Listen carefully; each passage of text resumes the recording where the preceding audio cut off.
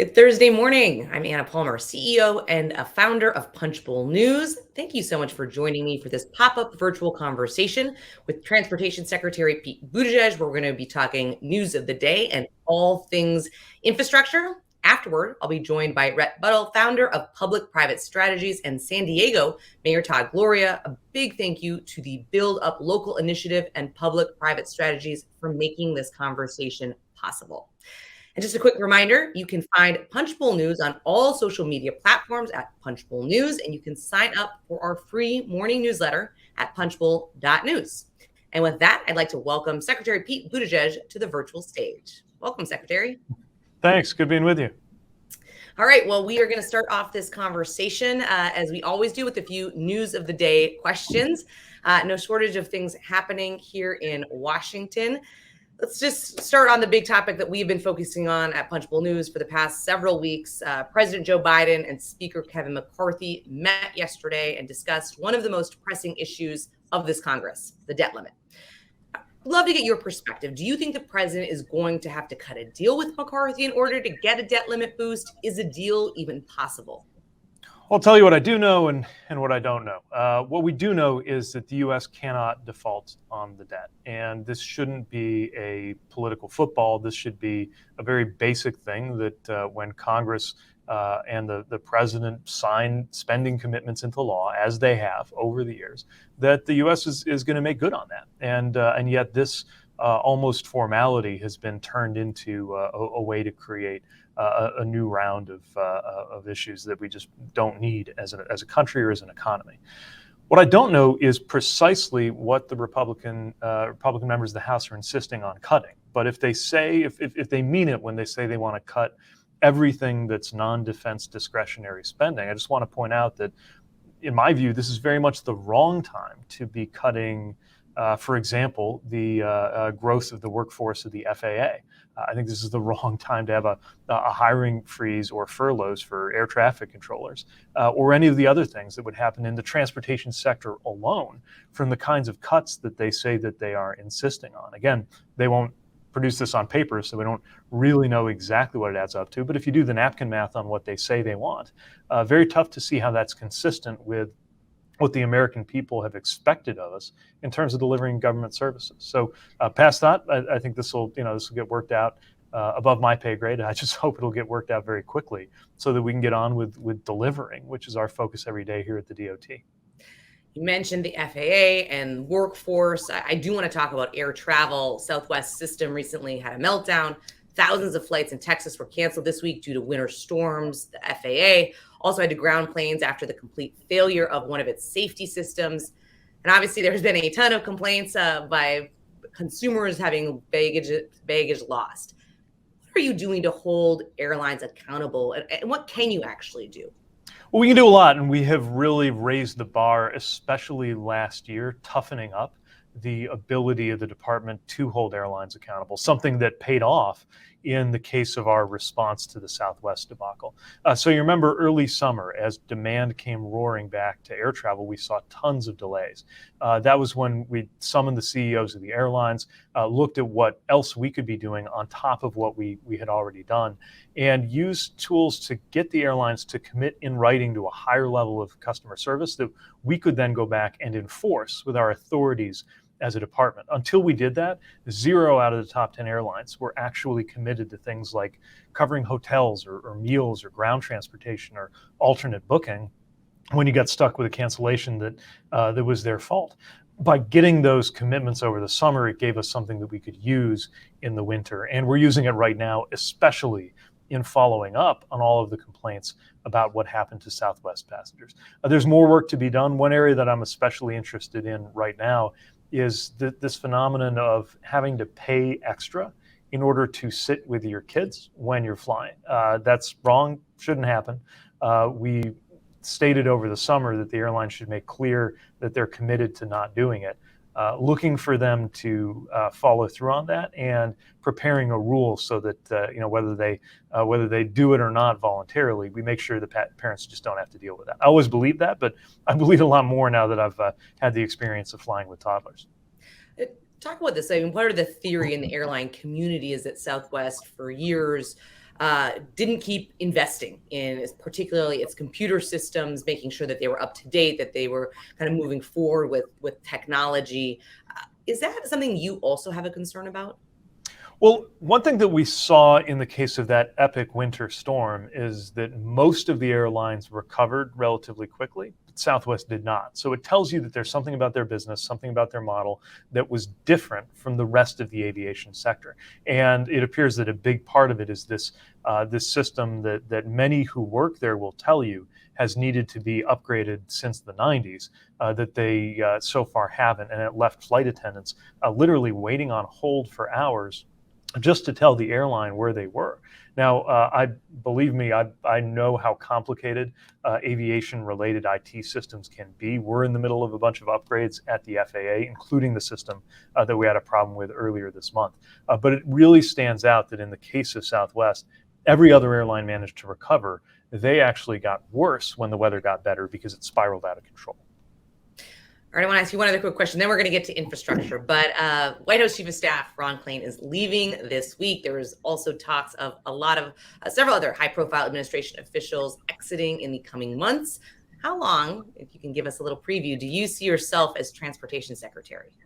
Well, that's a decision that's also above my pay grade, but I love this job and I feel like we're right in the middle of the action. And actually, if you look at the fine print in the nice certificate on the wall behind me, it says that I serve at the pleasure of the president for the time being. So, that's how this works. Every political appointee accepts that. But look, I'm not planning on going anywhere because we are smack in the middle of historic work.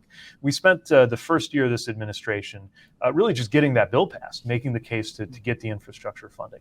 The second year, setting up the programs that created. Now, as I look forward to our third and fourth year in this term, literally, actually, today I think is the 2-year anniversary since I got confirmed.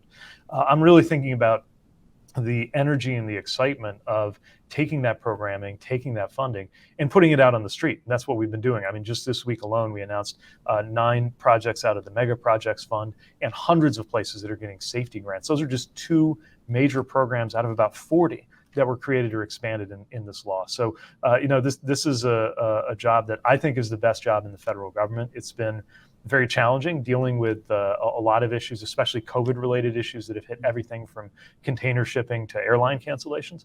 But also, there's not been a better time for transportation I would argue, in our lifetimes, because we have this historic bipartisan infrastructure law that's allowing us to do things that people have wanted to do in states and cities and communities and transit agencies and airports around the country for literally decades. I want to talk about infrastructure. So let's dive in. You kind of previewed a little bit of some of the work that you have been doing, kind of the first year, the second year, the third year. We are less than a week out from President Biden's State of the Union speech. You've been traveling with him as he's been touting some of these accomplishments across a variety of issues, but certainly transportation and infrastructure is something that he's hammering there. Would love to get your sense. What is the administration's message when it comes to infrastructure? Well, the message is we're getting it done. People became frustrated, even cynical about Washington's capacity to deliver on infrastructure. As you know, the phrase infrastructure week became a running joke in this town because the previous administration would declare infrastructure week and it would come and go without any results again and again and again. And I think for that reason, there were many times when the president's vision of a bipartisan bill to get this done was declared dead. I mean, many times, certainly over the summer of 2021. And yet, here we are actually getting it done. And by the way, getting it done is hard.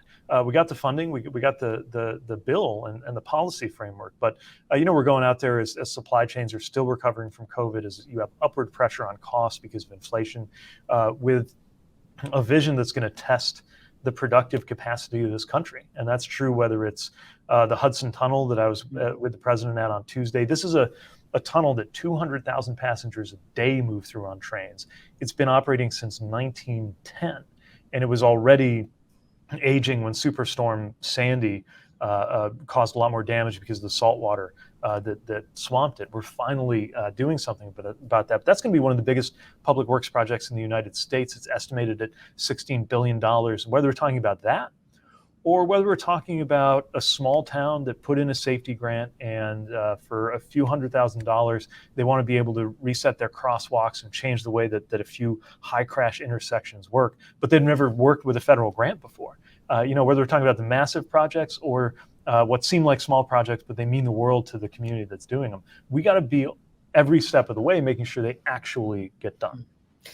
We're obviously in the Acela corridor. This president is the Amtrak president, famous for riding back and forth to Delaware.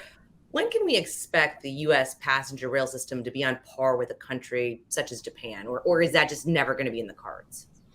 Well, you get what you pay for, and we've underfunded rail in this country for a long time, but that's changing. We're changing the trajectory. Now, let me be honest. The first stages are more about dealing with this backlog than they are about the shiny new things. Although I will say there are some shiny new trains, locomotives, and train sets coming to Amtrak, some of which are going to be delivered this year on the Acela side that we're very excited about. The whole fleet actually is going to turn over in the next few years, and that's going to bring a lot of benefit in operational efficiency and the passenger experience. But look, a lot of what we're doing is this work that's been allowed to build up over time. I mentioned the Hudson Tunnel. Monday, I was with the president at a tunnel in Baltimore that's 150 years old. 1873. It was built in the Ulysses Grant administration. Obviously needs to be replaced. That's exactly what we're doing. It's going to take a while just to catch up. But we are going to see more reliable service, better service, and over time, we're going to see faster service. I would also mention that the Northeast Corridor is not the only place where there are exciting developments around high-speed rail. And I think seeing it happen, even in just one or two places on American soil, reminding ourselves that we can do this in the United States will open the way for decades of work that'll move us toward more of a world-class leading standard of high-speed rail. But look, right now, on the Acela corridor, when everything's working properly, many passengers would prefer to, door to door. It's preferable or at least competitive with flying. So we're in the right neighborhood, at least in the Northeast corridor. We just got to do a lot of work to shore that up, tighten it up, and speed it up a little bit too. I want to talk about one of those other programs that was just announced, a historic $800 million in grants for the Safe Streets and Roads for All grant program. Talk a little bit about what impact you think that's going to have at that local level. So to me, this might be the biggest thing in America that nobody talks about. If you look at how many lives are lost on our roadways, it's pretty similar to gun violence in its proportions. About 40,000 people are killed a year. We all know people who have been killed on the roads. And I think for that very reason, we all think of it as normal, maybe even inevitable, but it's not. We know it's not because other developed countries have much better rates of crashes and fatalities on their roads. And because there are some communities right here in the US, sizable ones, that have gotten to zero when it comes to traffic deaths. And that's what we're doing nationwide. We're saying, what would it take to get to a vision of zero? And that might sound pie in the sky, but think about the fact that most years in the last decade, the number of commercial airline deaths that we've had was zero. And if we can do that for a mode of transportation that involves shooting you through the air in a metal tube at nearly the speed of sound, surely we can find ways to do this on the ground too. And hundreds of communities are putting together plans for how to do that. Some of them, including San Diego, you'll be with the mayor soon there, have had visions that they've been wanting to do for a long time, but they've been looking for the funding to make it happen. That's what we're doing here. We're not designing all of the plans and projects in Washington. The answers aren't going to come from DC, but more of the funding should. And that starts with this $800 million in grants for both planning and construction that I firmly believe is going to save a lot of American lives. I want to zoom out a little bit. Can you talk about the economic impact? You talked about how this infrastructure law, stymied both Republicans and Democrats for decades. Project 10, 20 years from now, what impact do you think this is going to have? So I'd say there's what we're building and there's how we're building it. What we're building is going to be the underpinning of a stronger economy, because to have a world-leading economy, you got to have world-leading airports and great trains and good roads and strong bridges and excellent transit and all the things that you expect in a modern transportation system. That's part of how we built America's superiority in the last century. But there's also how we build it. I think there's an extraordinary opportunity right now to make sure that more women and workers of color are entering the building trades and getting these good paying jobs that require a lot of skill but don't necessarily require a college degree. And there's years and years and years worth of jobs, a predictable pipeline because of the volume of work we're doing. I guess what I'm saying is when you're moving $1 trillion through the economy, about half of which is for transportation, those proportions are so great that if we do it right, you should be able to look back at the 2020s later on and say, one of the reasons why some of these wealth gaps started to measurably close in that period was because the right choices were made around infrastructure spending, getting everybody from small businesses to workers in the building trades, getting everybody a chance to benefit from the generational wealth that comes from participating in a nationwide construction project, which is what we're doing.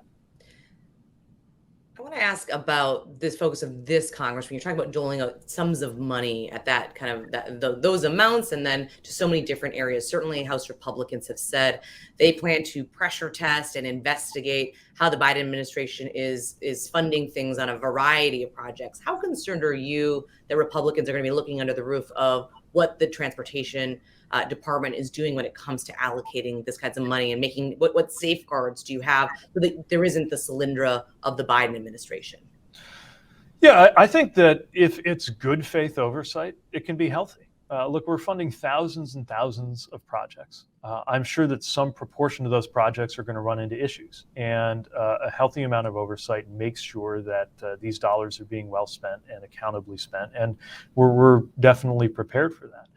What I'm less enthusiastic about is kind of ideologically driven efforts to claw back money altogether, to cut investments and needed spending at the very moment when we finally turn the corner on the underinvestment that has really set up our country for trouble in recent years and decades, or the effort to basically pretend that paying attention to things like safety or climate or the kinds of jobs we're creating is somehow extraneous. And you see this. I mean, recently I pointed out what I think is a very obvious fact, which is that every decision about transportation policy is inevitably also a decision about climate policy. You're going to have a climate impact with every transportation choice you make. I saw the RNC circulating it as if it were a gaffe.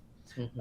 And so we're going to have to keep duking this out, even though to most people I think it's intuitively obvious that the way you organize your transportation and the things you fund, the road to an EV revolution, the opportunities around excellent trains and transit is a big part of how we're going to succeed on climate.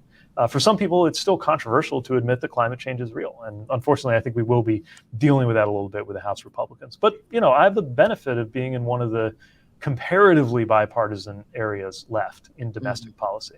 And to the extent that that can lead to a good faith push-pull process with Congress, we're absolutely here for it.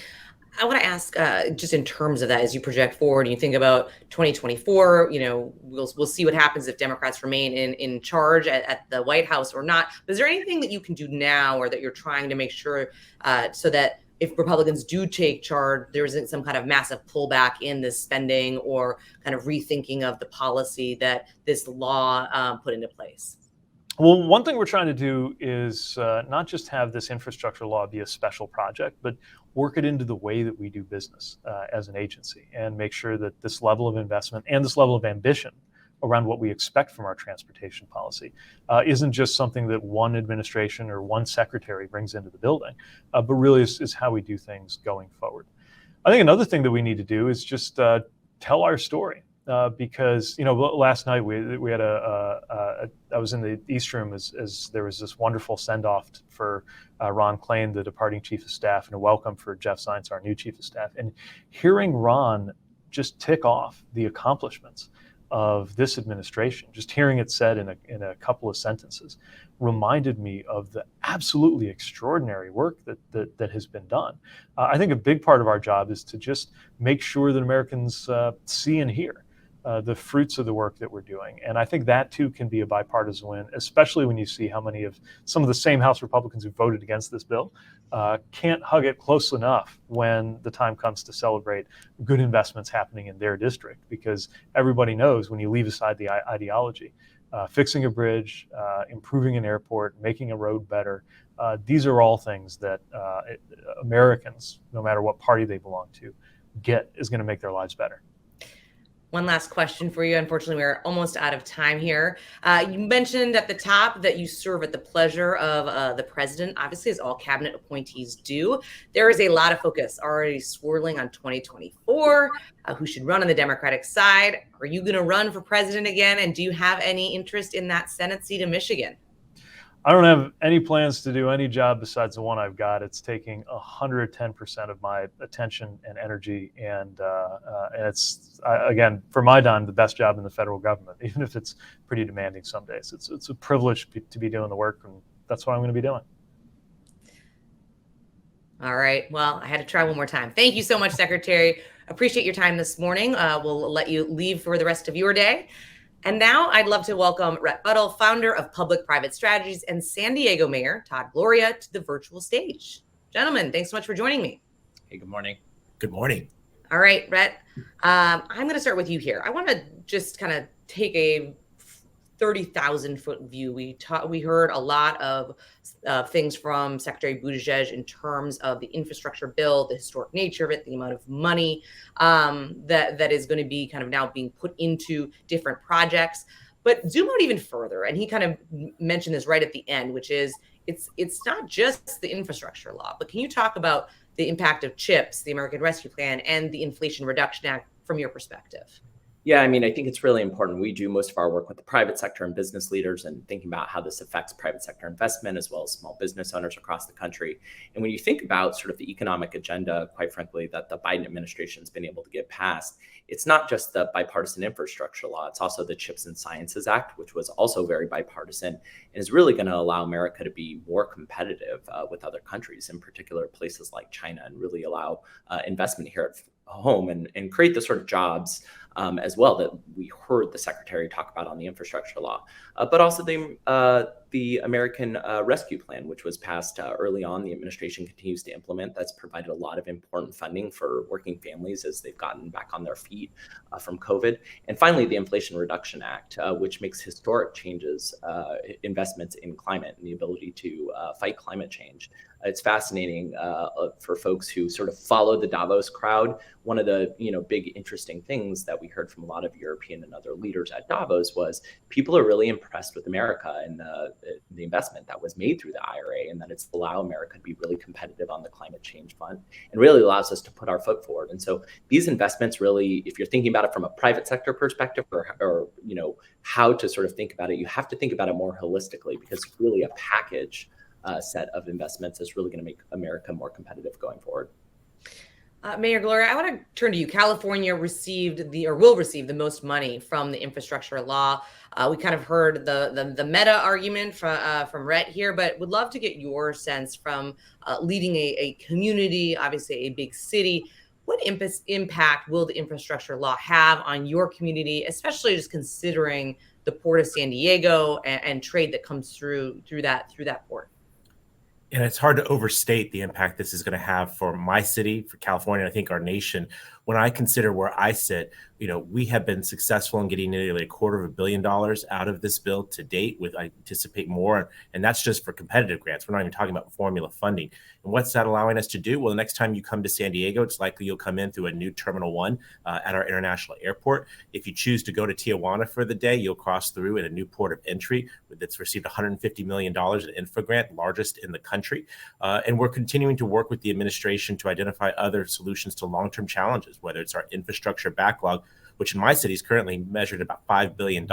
You can see why having a substantial amount of federal assistance on the table makes solving that more doable, or the real challenges of things like our Lausanne corridor, which is the rail link between San Diego and Los Angeles. It's not as busy as the Acela corridor, but it is the second busiest in the country. Right now, because of climate change, it's likely to fall into the ocean before too much longer. Because of this money, because of this opportunity to compete, we at least can give San Diegans hope that there's a solution for that will keep our economy running. I want to talk also about one other thing that we heard from the secretary, which is about workforce, right? And the fact that he has hope and expectation that this law will kind of transform the building trades to be more diverse, have more women, more minorities as part of it. How do you see that playing out? Well, I mean, it's everything, right? First off, it's the opportunity to actually have a job, right? Whether or not these projects are underway means thousands of jobs for people in my city. And that federal participation and that federal leadership and really expressly expecting to see both diversity as well as good paying jobs, often union jobs. What that does is really amplify and lift up what we're doing here at the local and state level. That's often been a priority for our community, but having a federal partner, partner in this effort really makes sure that we're on the same page and we're actually more likely to be successful in that regard. So, bottom line, the dollars are there, so the jobs created, and then saying that's not enough. We want to make this actually maybe a career path job, one that will really give you a sense not only can you support yourself, but that you can retire with dignity. I mean, that's a game changer, and that's the kind of force multiplier that this bill I see has embedded in it, and now is my responsibility to execute. Right. We've heard a lot about what the government is doing when it comes to the infrastructure law. You talked about kind of how the role that you all play with the private sector, really focusing on that kind of interrelationship. Can you talk about the work Build Up Local is doing? Yeah, so look, this is one of the things is it's important to get these laws passed, but how we implement them is just important. And I think the secretary talked a little bit about the keen opportunity to really use this as a transformational opportunity, not only to provide good paying jobs, but quite frankly, to advance racial equity in our country and make sure that we're making investments in a way that really allows the economy to grow in a very prosperous and inclusive way that lifts everyone up. We're proud to partner with the National Urban League and the National Minority Development Council. We launched a project called Build Up Local, which is really focused on making sure that small business owners really have a chance at competing for the projects that are coming down from the infrastructure law. We've been hyper vigilant on focused on making sure that we're educating business owners, particularly working with business owners of color, to know that they know about the opportunities on their infrastructure law. So in addition to making sure that there's the good work that the mayor and the secretary have to do to implement this, we have to make sure that American workers, American people and businesses know that these opportunities are available to them thanks to the law and the funding that's coming down. All right, Mayor, I'm going to give you the last word, kind of a two-part question. One, would love to get a sense of what you're hearing from your fellow mayors. I know that there's a lot of cross-collaboration in terms of what's working, what's not when it comes to this. And then we always ask this for folks that are kind of outside of Washington, our audience primarily in the DMV. What thing do you wish people in Washington would understand about some of the challenges or what you're facing when it comes to infrastructure or just even more broadly? Sure. Well, first of all, I think the message, first of all, this bill has been well received by mayors, as you might imagine, and we feel the weight and the responsibility to execute. We want to encourage and reward good behavior. We want to see more of this kind of investment, more bipartisan legislative wins, and that may be harder in the current political environment, but we want to make sure that we illustrate to Washington, if you trust us with these dollars, we'll get it done and give you something you can point to. And who are the beneficiaries of that? Every American, right? Every American benefits when we make these kinds of investments and get the job done. I think that the president has a lot to be proud of, and we're assistive in that effort. To your point about a broader message, the work is not done. Obviously, this has to be ongoing. Many of the projects that we're interested in will take years, if not decades, to execute. I mean, these are big scale things. If you're moving an entire rail line off the coastal bluffs of California and move it inland, you can imagine that's probably not going to get done in my term as mayor, but my responsibility is to do everything I can to keep it on track, pun intended. And I would just say the federal government can be partners in that. And maybe, Anna, the difference is that while the federal government has always provided some level of assistance, this is on a level that really matches the scale of the challenge. And while we may not be able to find the kinds of consensus on other issues, infrastructure certainly is a place. I'm hopeful that housing can be a part of that. Housing is a critical piece of infrastructure in cities. And there's a humongous housing crisis across this country, not just in California, everybody, but everywhere. Most clearly expressed by our homelessness crisis, but really for middle-income Americans who earn too much to qualify for low-income housing, but don't earn enough for a lot of the luxury stuff that gets built. I would hope that maybe we can train attention on that particular issue. Infrastructure, housing, that's climate action, that's positive change, and that makes a real difference in the lives of real Americans. All right. Unfortunately, we are all out of time. Rhett, Mayor Gloria, thank you so much for joining me. And thank all of you on the live stream for joining us for this conversation with Secretary Pete Buttigieg, focused on infrastructure. And a big thank you to the public-private partners and Build Up Local for making this conversation possible. We are hosting our next event on Wednesday at 9 a.m. with House Energy and Commerce Chair Kathy McMorris-Rogers. You can sign up for the live stream and watch that conversation at punchbowl.news. Have a great day and stay safe.